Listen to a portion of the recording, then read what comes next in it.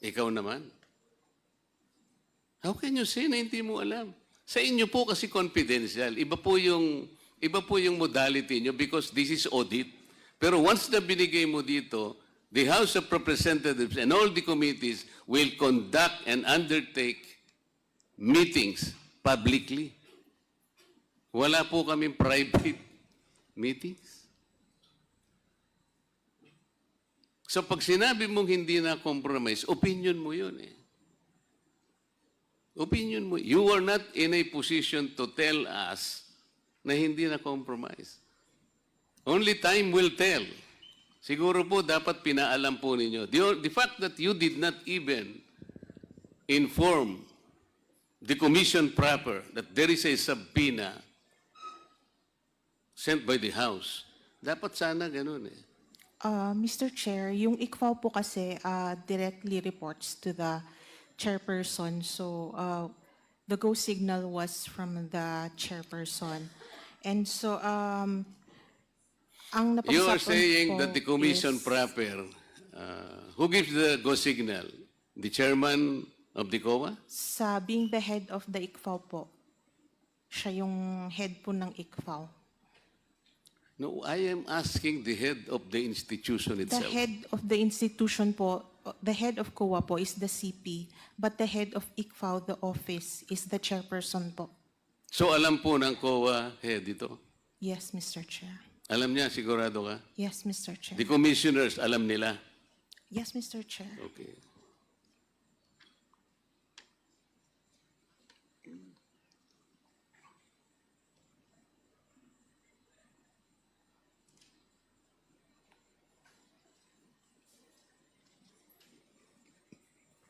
Narinig po ninyo yung bahagi ng mga interpellation ng mga kasama ko kanina. Most of it siguro, meron po kayong natatandaan. Most particularly, the interpellation of Congresswoman Luistro. Noon pong tinatanong niya yung certain La Chica was guilty of usurpation Acosta. of authority. La Chica ba yun? Acosta po. Acosta, sorry. Sinabi niya, according to her, Acosta is even guilty of usurpation of authority of official functions. Narinig po ninyo yun? Yes Kasi po. po, maaaring nakuha niya yung gawain na yun, allegedly, na hindi naman pala dapat na sa kanya yun. Noon pong hindi nyo inadvisean ang Committee on Good Government, technically, part of your mission, part of your mandate on authority was usurped. Sila na po yung nagtatanong eh. Ang ginagamit po nila, yung mga dokumento, yung mga reports, and the papers na sa saligang batas, ang sinasabi, kayo po ang dapat mag-examine, kayo po ang dapat mag-audit, nobody else. So in a way, part of your function was usurped, technically. Tama po. Tama po, Mr. Chair, pero it does not Hindi, mean tama po. po.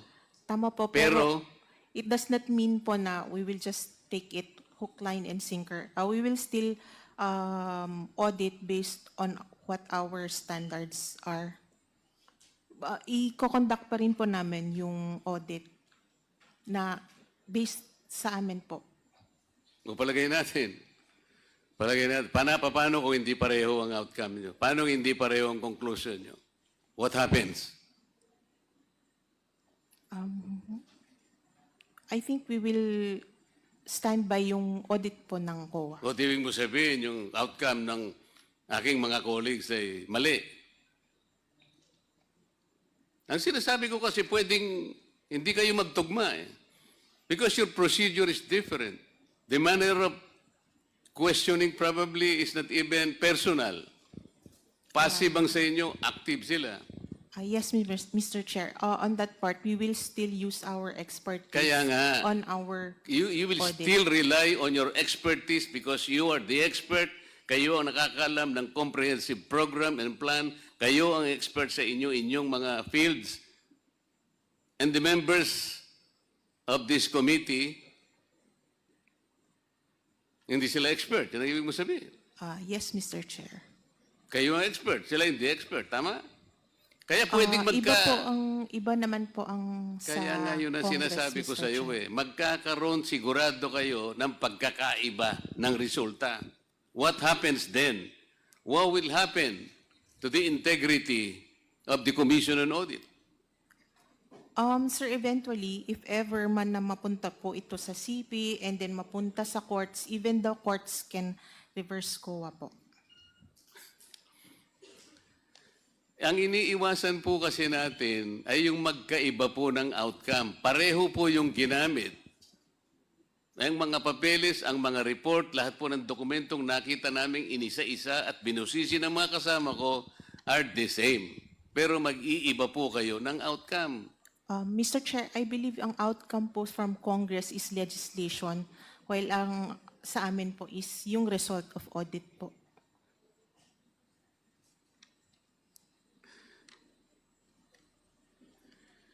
Do you believe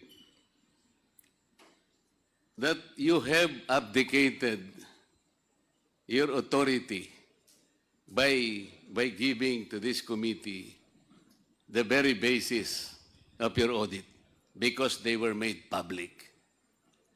No, Mr. Chair. Why do you think that your answer is correct?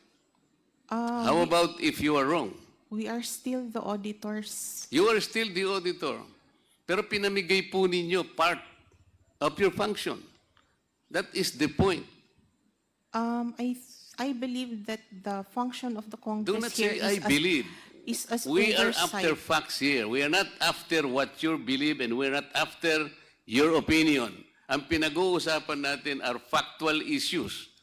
Okay? Sabi mo kanina, sumagot ka kanina, no other offices, no other agencies ang nakakagawa ng function. It's only exclusive to COA. The audit function, Mr. Chair. We just simply recognize the authority of the Congress.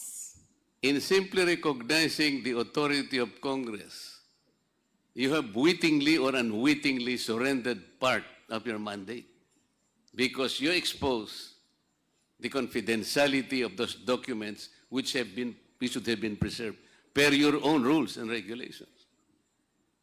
Am I correct? No, Mr. Chair, we have not surrendered our mandate. How do you know that you have not surrendered? How do you know? Are you in a position to even assess the impact of your action? It is still the COA that is performing the audit. The Congress is doing a different thing. They're not auditing the funds. What are they doing? In legislating. What?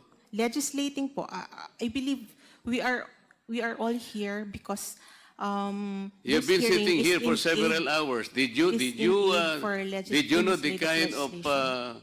legislation that are supposed to be coming up? Meron ba silang sinabi sa iyo na meron na kaming legislation in mind? Meron bang lumitaw? Kanina pa tayo rito. Ako, alas 10 ng umaga, nandito ako. Did you have an idea as to what legislation are coming up? For example, For example, meron bang legislation na baka sakaling nagle-legislate sila, later natuturuan kayo kung paano ang pag-audit?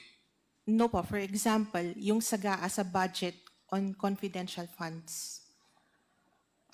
That will become subject of future legislation. Why are you the one articulating that? You are not a member of Congress. Yan ang That sinasabi is ko why- kanina pa eh. That is why Kanina nga ko po, pa sinasabi, what you are saying, opinion mo eh. that is I why am po trying to I- emphasize to you kung ano yung impact. That is nung why we pagkakabi- recognize po yung wisdom po ng Congress. Pwede bang patapusin mo ako? Kasi